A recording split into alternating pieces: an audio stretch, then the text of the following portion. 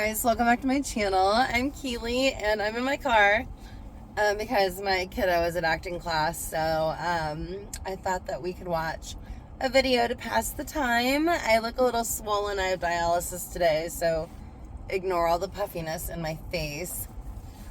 Yeah, so we're just gonna watch something interesting and wait for Badger to be done, and yeah, that'll be fun. We're gonna have a fun time.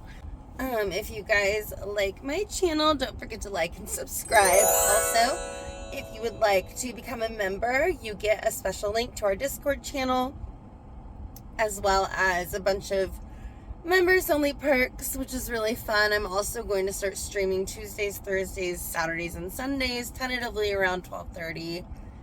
And I think that's it. So if you guys are ready, let's go ahead and get to the video. Okay, so let's watch some disturbing videos from around the internet. Okay, so I thought we could watch some like disturbing things from around the internet. Let's go. D'Amico Taylor. I'm gonna try to, according to reports, you guys can see. On April 30th, 2019, a police chase in Tulsa, Oklahoma took a sudden and dangerous turn. Tulsa! It started with... If they don't get a lead within the first 48 hours. Every time I go to Tulsa, I always think of the first 48. ...with a call. Someone had reportedly fired a gun near 31st and Sheridan, and it was clear this wasn't just a warning shot. The man suspected was 23-year-old D'Amico Taylor. According to reports, he pulled up next to another driver, revved his engine like he wanted to race. But when the other man didn't respond, Taylor pulled out a gun, and the victim said he heard a pop, a sound that could have easily been a gunshot. Police quickly spotted Taylor's car and gave chase, but less than a minute later, it all came to a crashing stop. Oh, no. Get on the ground! Get on the ground! Get on the ground! Get it!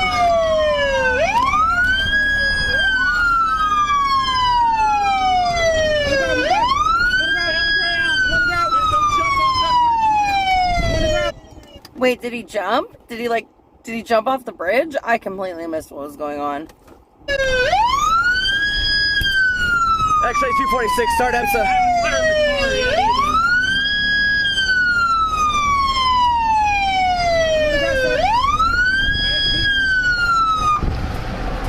I can't see. He's down. He jumped off the bridge. Oh my god. So this dumbass jumped off the bridge. Like, he was just so worried about not going to prison that he, like, literally didn't even know how high it was, and he just jumped off. Honestly, he probably did society a favor. I'm just saying. You got him? You got... Every time I see a cop run with a body cam on, it makes me feel like that's how I run in my dreams. Like, they don't really seem... I know they're going fast, but they don't seem to be going that fast. I'm like, this is how I run. Like, 2 miles an hour.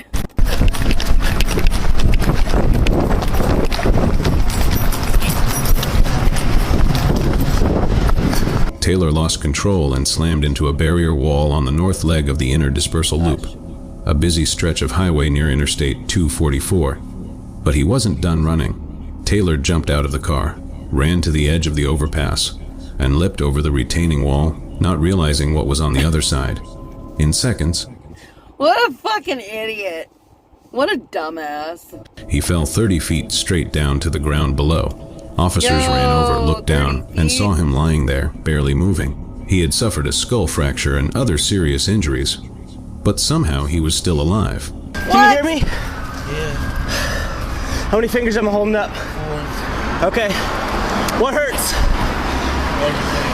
Everything. Everything? You got anything in your pockets, man? No. You gonna be calm and relaxed? Yes. Okay. Where is it? Does your chest hurt? This app pays your bills now, and you pay back I'm later. not paying for Turn fucking big bills into premium, 4 so manageable don't ask. payments. Hey, stay with me. Keep your eyes open. How many fingers? 2. Okay. Shit. How's your chest feel? Alright. Does that hurt? No. Okay. My arms hurt. How's your head feel? Okay. Hey, what year is it? What year is it? The Dodge. No, here, right now, today. Right now? What year is it right now? Yeah. 2017. Try again. 2018. Try again. That's bad when you don't know what year it is. I don't even fucking What day of the know. week is it? They got the gun. Okay. Huh? Ouch. Wait, hey, what day of the week is it? What day of the week is it? Yeah. Tuesday.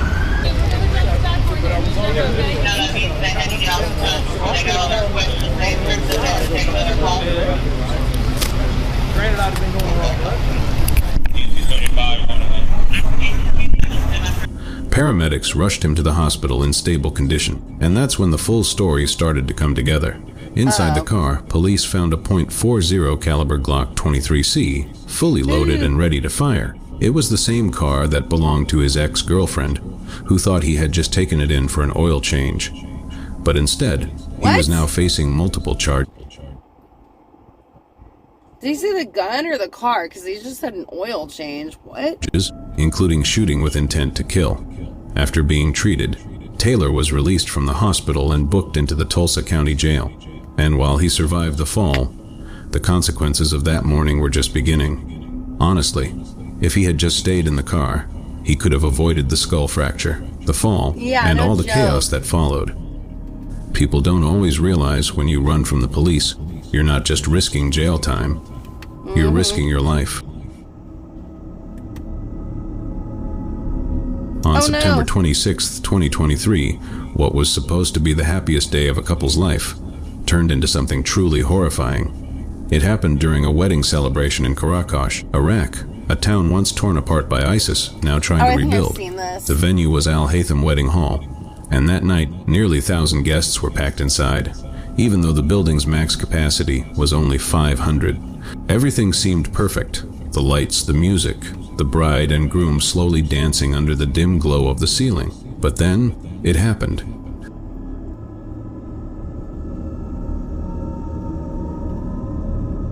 Uh-oh.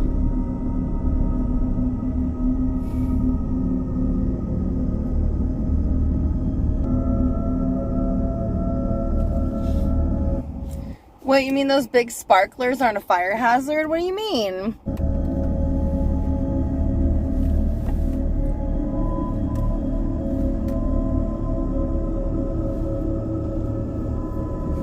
Doggy. Ooh, that went fast. Look how fast that shit spread. That's crazy.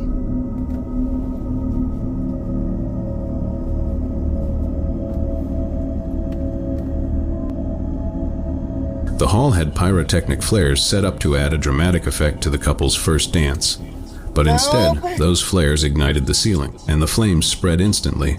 Decorations made from highly flammable materials, vinyl sheets, dry leaves fabric, and sandwich panels, lit up like paper. There were only two exit routes, the main door and a small kitchen exit, and the way the tables were arranged, they trapped people inside. Panic broke out, people screamed, and in minutes, the fire swallowed the room. Have we not learned anything from all of the other really horrible fires that have happened inside with fireworks and flammables and shit, like, over the years? Have we not? Has no one learned anything? More than 100 people were killed. Dozens more suffered severe burns, some with over 60% of their bodies covered in injuries. The bride and groom survived, but barely. And what they lost that night was unimaginable. The bride lost 3 brothers, uncles and young cousins, and the groom lost his mother. There was no audio in the drone footage. But you didn't need sound to feel the horror of that moment. Now, the Iraqi government has launched an investigation into the incident, and as per the reports, the 4 pyrotechnic devices in the center of the hall were the cause of the fire. And the materials used in the hall, which were banned substances, were the cause of the fire. Authorities called it gross negligence. Several staff members were arrested. The hall owner was sentenced to 10 years in prison. Even the mayor of Karakosh was removed from office. Honestly, if the hall owners had followed the safety regulations and used the right materials, this tragedy could have been avoided. No fire extinguishers, no sprinkler system, no proper exits, too many people inside, and zero enforcement of safety rules. In the end, this wasn't just an accident. It was a tragedy caused by carelessness, and a painful reminder that when safety is ignored, even moments of joy can turn into nightmares. Deep forest hunting is never easy, and sometimes you end up seeing things you never expected. Somewhere in the forests of Russia, a man went out on a hunting trip with his dogs. This is gonna be a bear. I love bears. I always say I'm probably gonna die trying to pet a bear because they're my favorite animal, and they have just those ears. Their ears are so cute, and they're just big old fatty ding-dongs, and I just want to snuggle them so bad. What he faced that day could have easily taken his life. While moving through the thick trees, the hunter came across something dangerous. A female bear and her 3 cubs. I was right! Oh shit. I was right, it's a bear! This is what I made by playing 2 games on Cash Kick. Liar. Female bear and her 3 cubs. Oh no, you got babies too.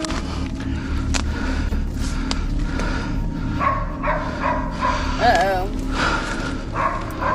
Mama.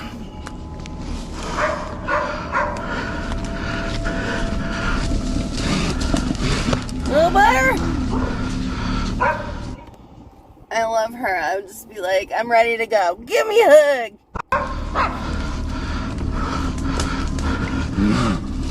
Ah, he's so cute. Ah.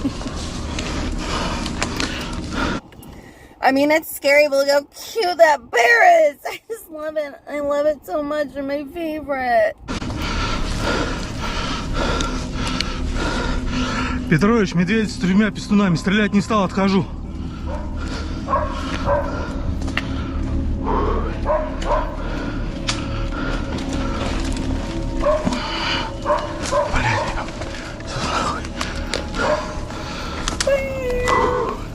There isn't much official information about the video, but the title and description both say it was a mother bear. And from the way it played out, it's very clear she was protecting her young cubs. The hunter was suddenly Guy's a good mama. rushed by the bear. It was fast, it was loud, and it could have gone very, very wrong. But somehow the man kept his cool. Instead of panicking or pulling the trigger, he grabbed what sounded like a walkie-talkie and calmly said, "There's a female bear with cubs nearby." He knew the bear was only attacking because she felt threatened. Probably because the dogs were barking near her den. Even in that terrifying moment, the hunter made a decision. He chose not to shoot. He stayed calm, backed away slowly, and waited, not moving too fast, not making any noise that could scare the bear more. Eventually, the mother bear turned The bear just scared and scared for her babies. and walked away. The man made it out without any injuries, and the bear got to leave with her cubs, safe and alive. This was a very close call, but people praised the hunter for how he handled it. He showed something very rare: patience, control, and discipline. If he had panicked, if he had fired his weapon, that mother bear would have died. And without her, those cubs wouldn't have made it either. Because he stayed calm and didn't shoot, no one died that day.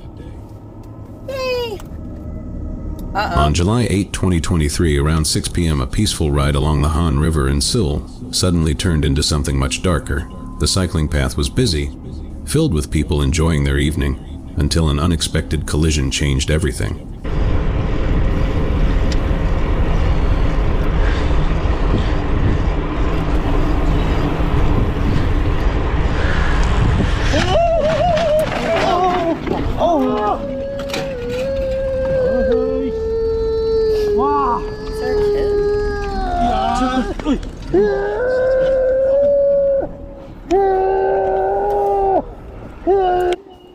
That is a person in pain.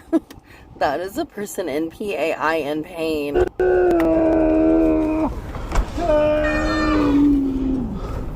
What happened?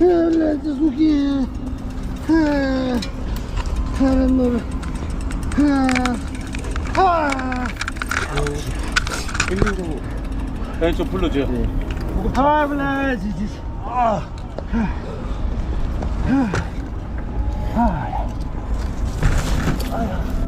According to what's been shared online, a drunk cyclist was riding recklessly, weaving between others. In an attempt to overtake, he lost control. and slammed into two other cyclists. The impact was sudden and the force threw them off their bikes, sending them crashing to the ground. One of the victims could be heard screaming in pain, badly injured from the fall. Meanwhile, the cyclist who caused the crash was clearly intoxicated. Even as police arrived, he kept babbling incoherently, unable to explain what had just happened. Witnesses quickly called emergency services. The injured rider was taken to the hospital, while the other two involved reportedly went to clean up the blood, promising to return to the scene. But they didn't come back, at least not for another 20 minutes. What happened after that remains unclear.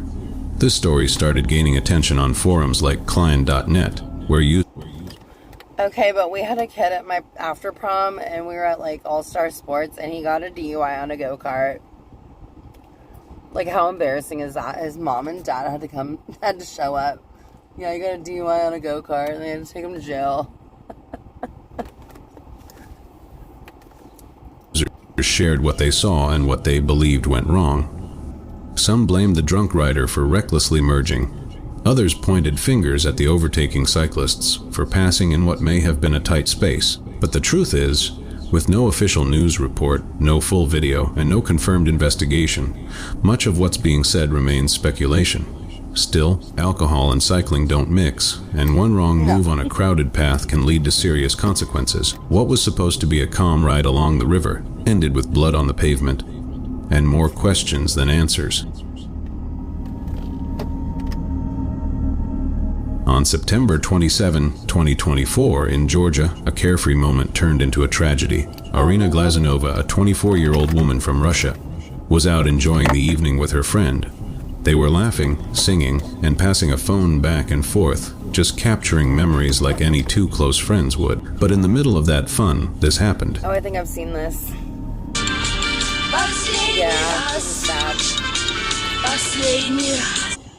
This is really sad. I actually saw this. I guess there's a memorial for her where this happened. This is really sad.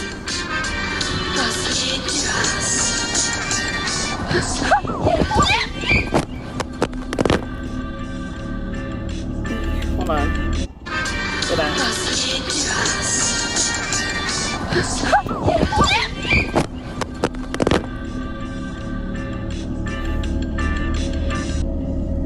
While singing and moving around, Irina accidentally tripped over a low wall, no more than knee height, and fell straight into an underpass. Why are there no rails there? I would have absolutely walked off the side of that edge. Like, what the fuck? Like, why are there no rails there? That's so dangerous. Below, she hit the concrete stairs with full force. The song she was singing, by the Russian boy band Hunger Boys, would be her last. The video, which was meant to capture joy.